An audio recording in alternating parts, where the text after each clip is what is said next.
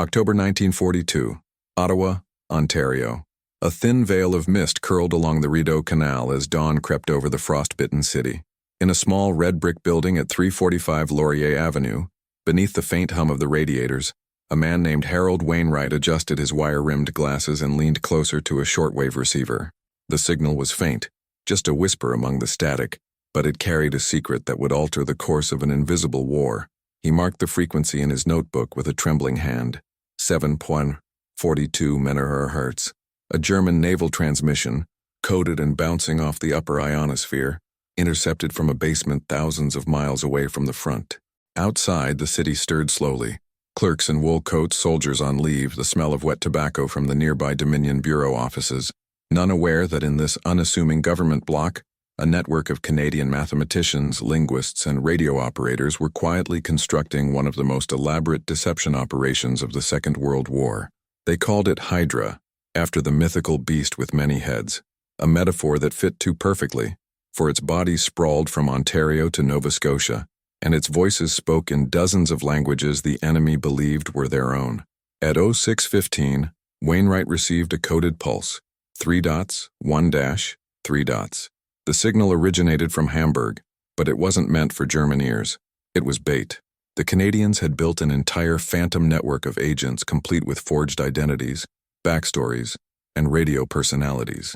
The Germans, believing they were communicating with loyal informants in North America, were, in fact, being carefully fed a diet of controlled misinformation.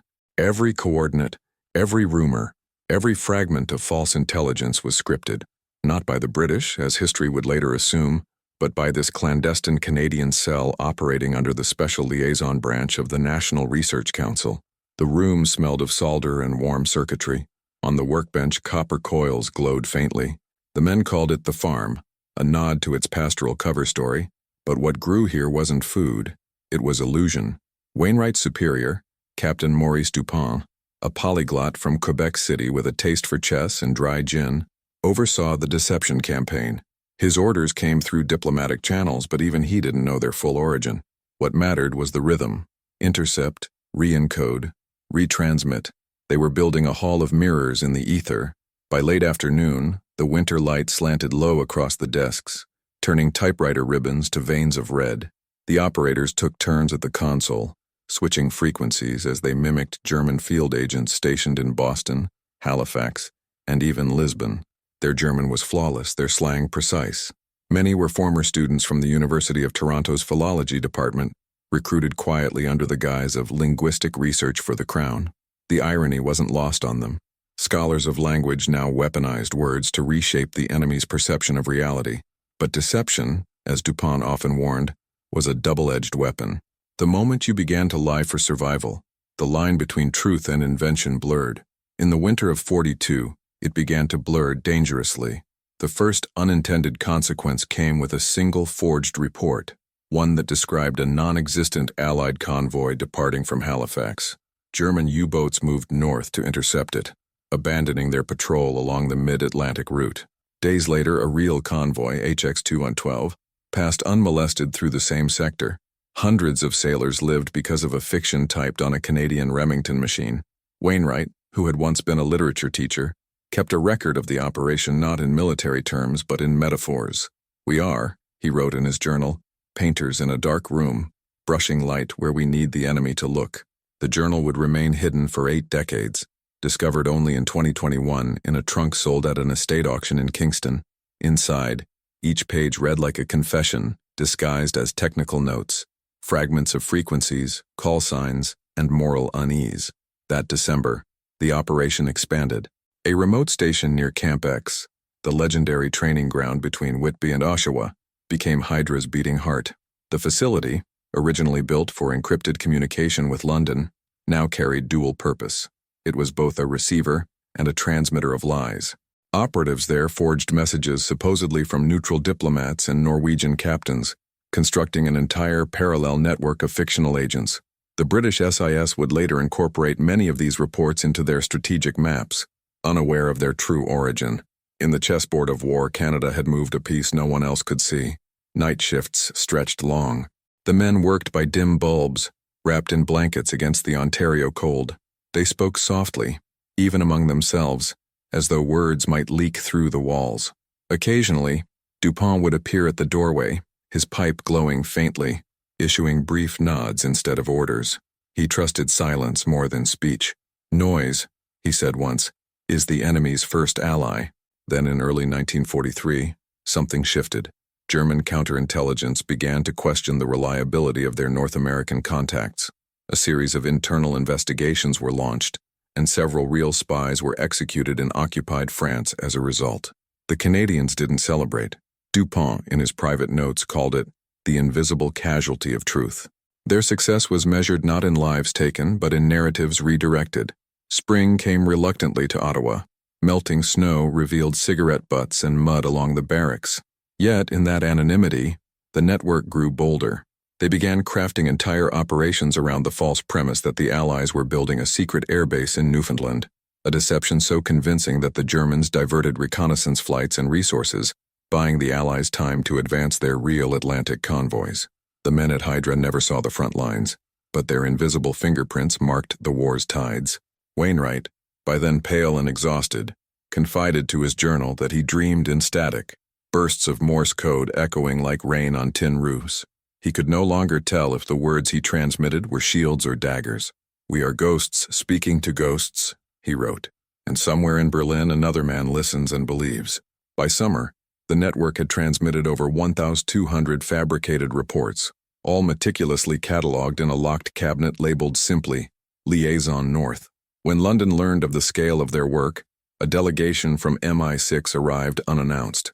The British officers, astonished by the sophistication of the deception, quietly absorbed Hydra into their official intelligence framework, rewriting history before it was even written. From that moment, Canada's invisible architects were erased from the record, their achievements folded under British command, their names lost to classified archives. But the war remembers differently. For every battle that raged in Europe, there were unseen wars fought in rooms of humming machines and flickering lamps, wars of perception, language, and silence. Harold Wainwright died in 1967, never speaking publicly about Hydra. Maurice Dupont faded into academia, teaching philosophy at McGill until his death. The building at 345 Laurier was demolished in 1972, yet in the faint recordings that survived, reels of intercepted code preserved in brittle acetate, you can still hear it. The rhythm of deception, the heartbeat of a nation that learned how to lie so the world could survive its own truth. By the winter of 1943, the snow along Lake Ontario had turned gray with soot and salt. The war had entered its cruel middle years, and while Europe burned, Canada became something else, a listening post between worlds. In a nondescript farmhouse near Bowmanville, the pulse of invisible messages carried through the frozen air like ghosts. Wainwright called it the hum of the unseen front. Every night he would step outside the wooden barracks, watch the northern lights flicker faintly above the horizon, and wonder if the enemy ever saw the same sky. Inside, the room trembled with life. Radio tubes glowed orange, the static cracked like ice, and the typewriters clattered in syncopated bursts. Men and women, mostly volunteers who had never left North America, translated, decrypted, and reconstructed illusions. Their work was not loud, but it was precise. The smallest misused verb, the slightest accent in a German phrase, could expose the entire fabrication. Dupont often said, "The enemy doesn't need to find us. He only needs to doubt us." They were now fabricating entire identities, operatives with names, families, and habits. One of the most elaborate belonged to Otto Lang, a fictional German engineer supposedly embedded at a munitions plant in Montreal. Through intercepted transmissions, Otto fed Berlin false reports of delayed Allied supply chains and exaggerated fuel shortages. The ruse worked so convincingly that German strategists redirected convoys and shifted naval resources based on his words. Otto Lang never existed, yet his voice altered logistics across a continent. Years later, a declassified memo would note simply, "Canadian section, success sustained, source identity unconfirmed." The operation's expansion demanded more sophistication. Dupont liaised with British code specialists at Bletchley Park through encrypted cables, never revealing that many of the reports originated from Canada itself.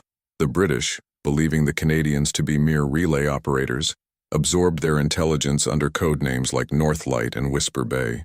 In truth, the deception machine was largely Canadian engineered, designed, operated and refined by people who would never see a battlefield.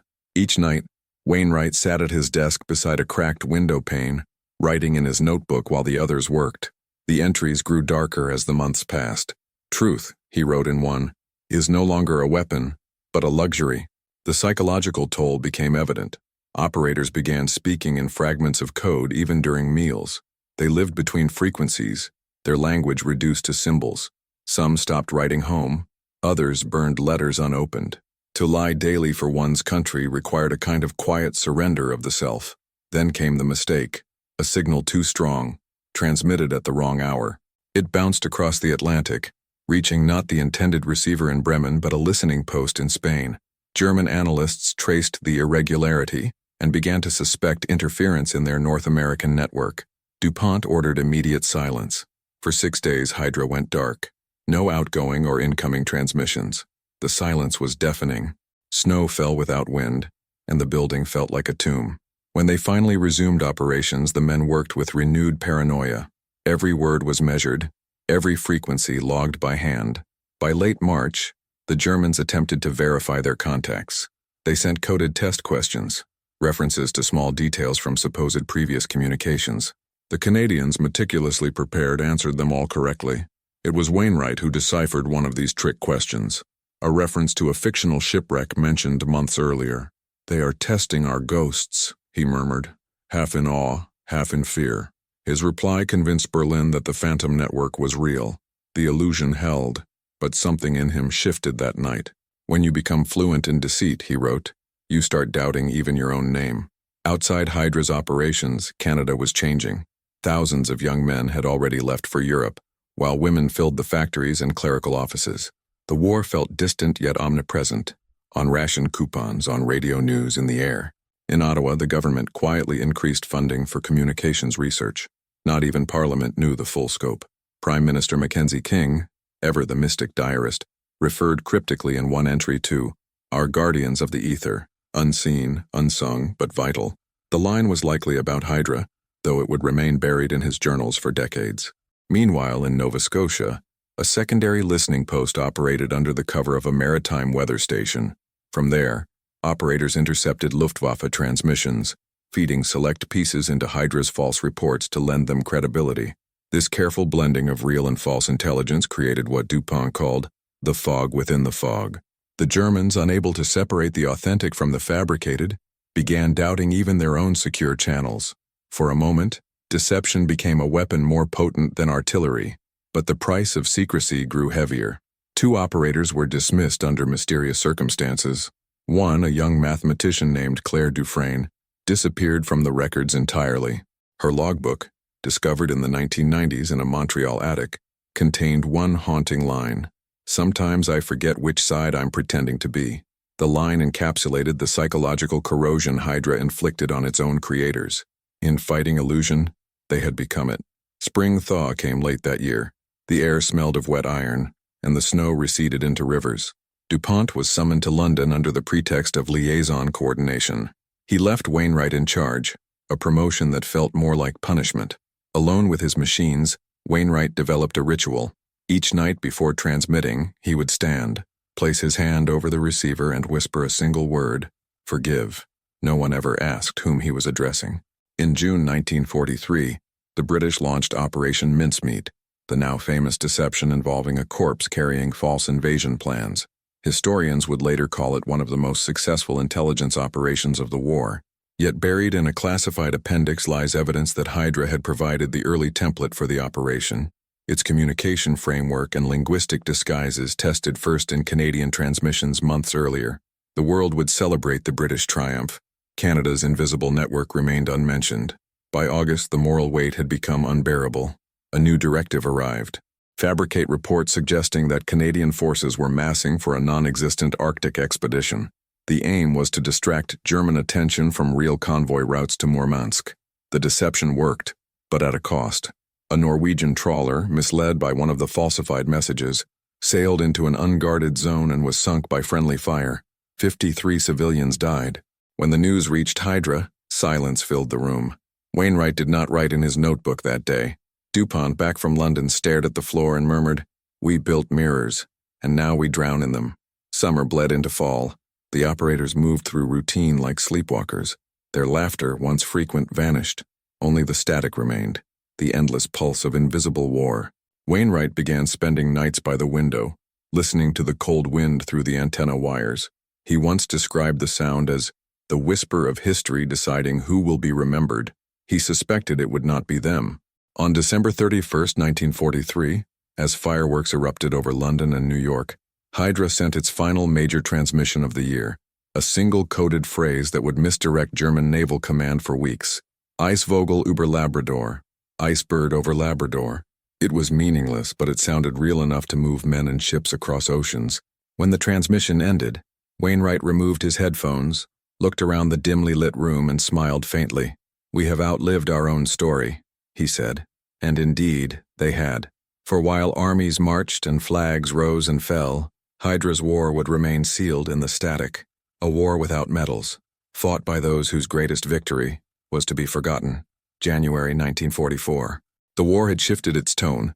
Europe was beginning to tremble under the weight of what would become the final acts of the conflict, but in the cold expanse of Ontario, the war hummed quietly, deep underground.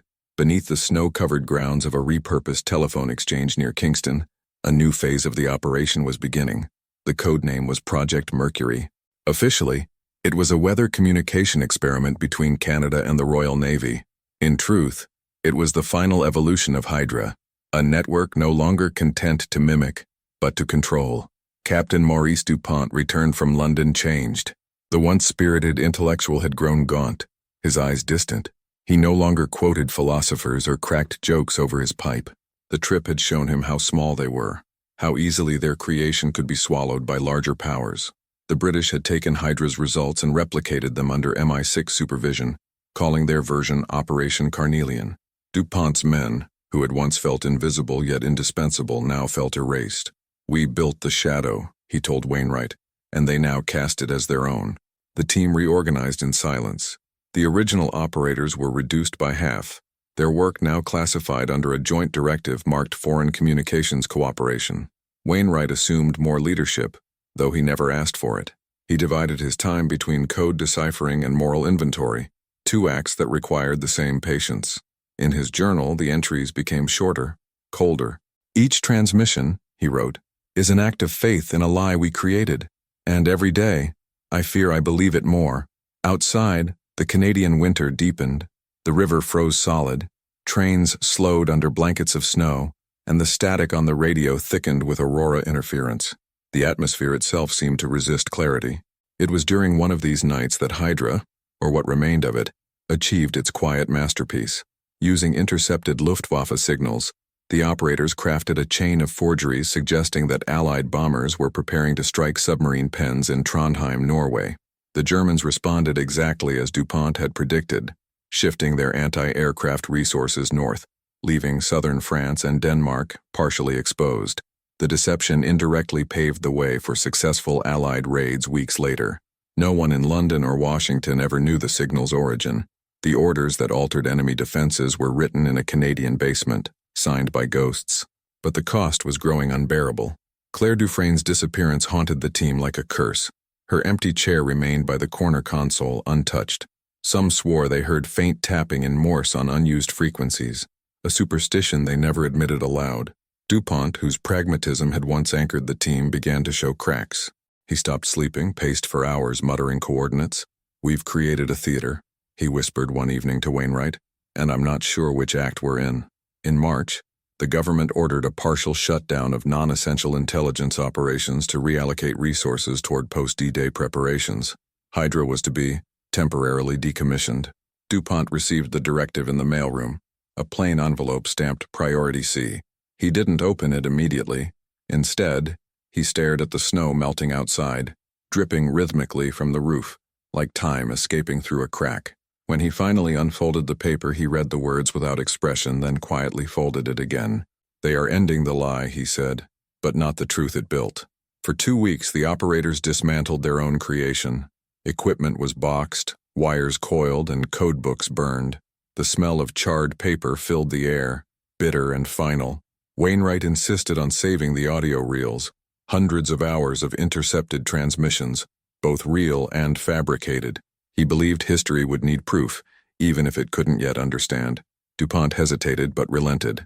They packed the reels into steel containers and labeled them simply, Archive, Northern Weather Station. Then came one final transmission, April 2nd, 1944, 23:08 hours. The code name Mercury flickered across the console for the last time. The signal carried a farewell embedded within an innocuous weather report. Magnetic deviation normal, frequencies stable, awaiting silence. DuPont stood by the transmitter, his hand trembling over the key. He pressed it once, held it for a full second, a long dash, then released. That was it.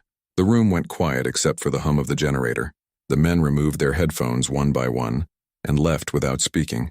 But silence is rarely the end in war. Weeks later, London sent a cryptic message demanding clarification about a phantom unit supposedly operating out of Newfoundland, an identity Hydra had invented months earlier. The deception had become so intricate that even Allied command now acted upon ghosts. DuPont wrote a long memorandum explaining the illusion, but it was never acknowledged. Bureaucracy had already folded Hydra's echoes into official reports. The myth had fused with history. In the summer of 1944, DuPont suffered a breakdown. He disappeared from public life, retreating to a small cabin near Trois-Rivières. Wainwright visited once that autumn and found him aged beyond recognition. You cannot build lies without becoming their custodian, DuPont told him. Even if no one remembers, they still live in you. It was their last meeting. Wainwright returned to Ottawa and took a clerical post at the Department of Transport. The war ended the following year, and with it the memory of Hydra sank beneath the surface of classified silence. The equipment was dispersed among universities, the files locked in the archives of the National Research Council under the bland title, Communication Studies, 1941-1944. No medals were issued, no ceremonies were held. Decades passed. The men aged quietly. In the late 1950s, a historian from London visited Canada seeking information about early Allied signals intelligence. Wainwright met him for coffee, listened as the man praised Britain's unparalleled ingenuity, and smiled faintly.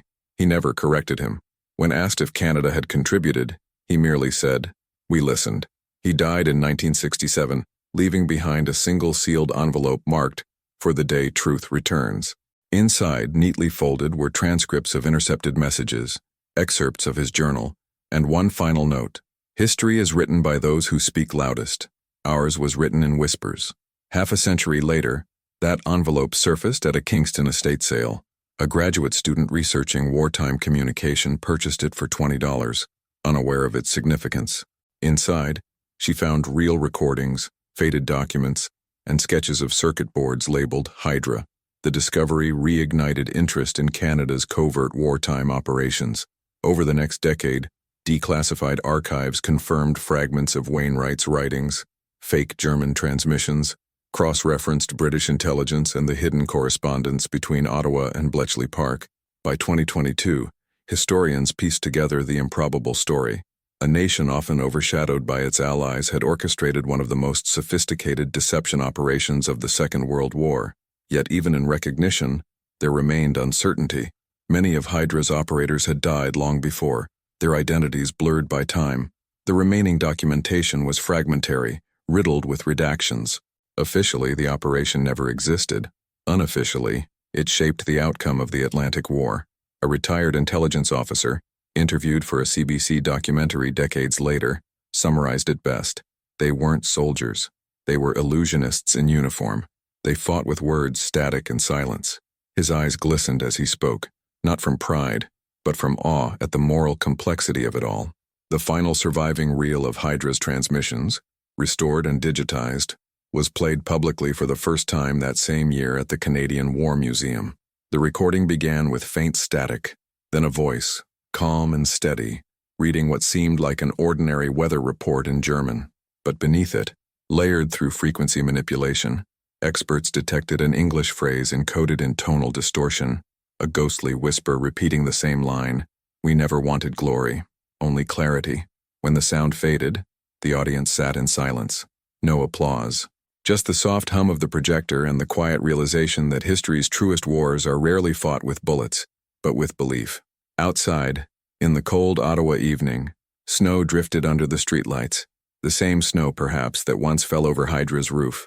Somewhere in that frozen air between the frequencies that carried both truth and lies, lingered the faint echo of Wainwright's final transmission, a reminder that sometimes the bravest battles are those no one ever hears.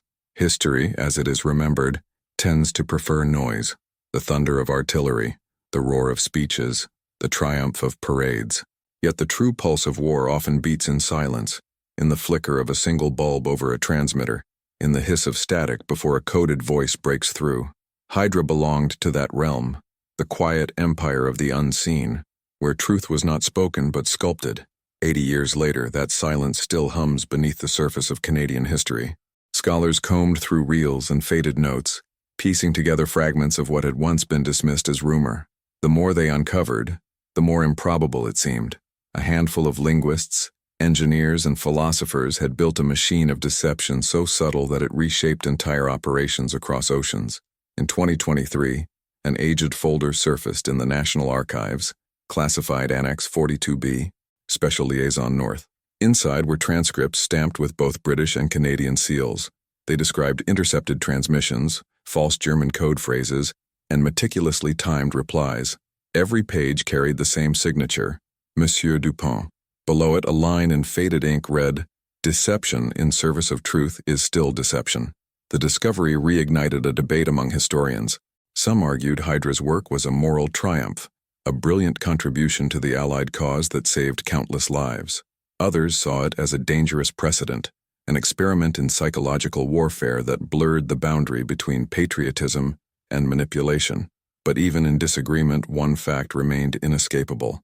Canada had fought a secret war, not with rifles, but with frequencies. Archival footage from the era, silent and grainy, shows the operators in their heavy coats, faces lit by radio tubes. The narrator of the documentary that followed in 2025 described them as the invisible sentinels of the ether.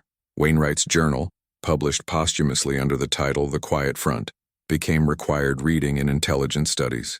His words carried no grandeur, only fatigue. "We lied so the truth could survive," he wrote, "and then we forgot which was which." Dupont's fate remained murkier. His cabin in Trois-Rivières stood abandoned for decades, until a local historian discovered a locked chest beneath the floorboards. Inside were notebooks filled with sketches of radio waveforms and cryptic aphorisms.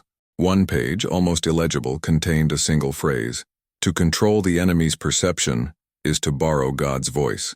Whether it was confession or warning, no one could say. By the time Hydra's story became public knowledge, most of its creators were long gone. Their names surfaced in fragments: payroll receipts, university letters, marginal notes in codebooks.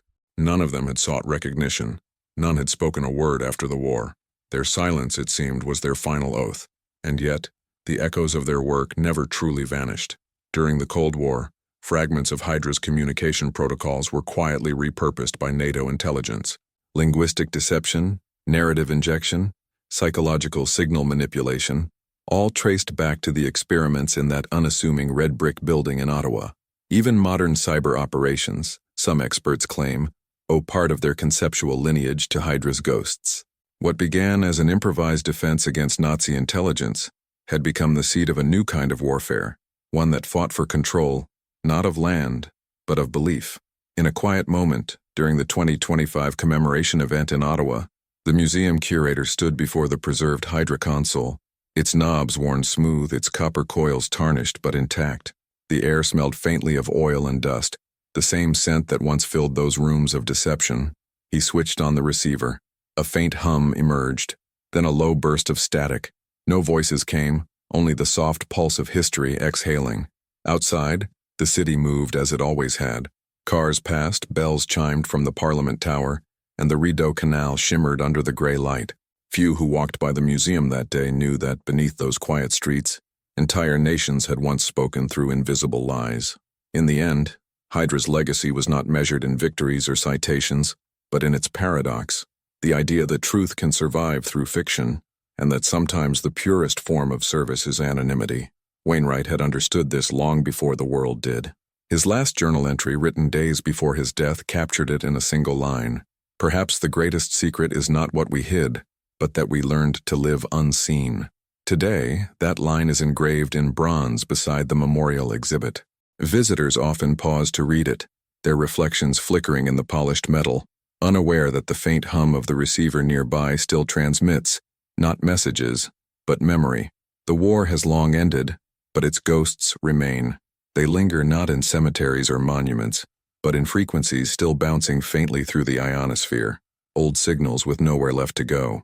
Some nights, radio enthusiasts report strange bursts on obsolete channels, patterns too deliberate to be random. The Canadian military denies involvement. Historians smile quietly. Perhaps it's interference. Perhaps it's just the sky remembering. And so, the story of Hydra closes as it began, with sound and silence, with men and women who learned to shape reality through code and conviction.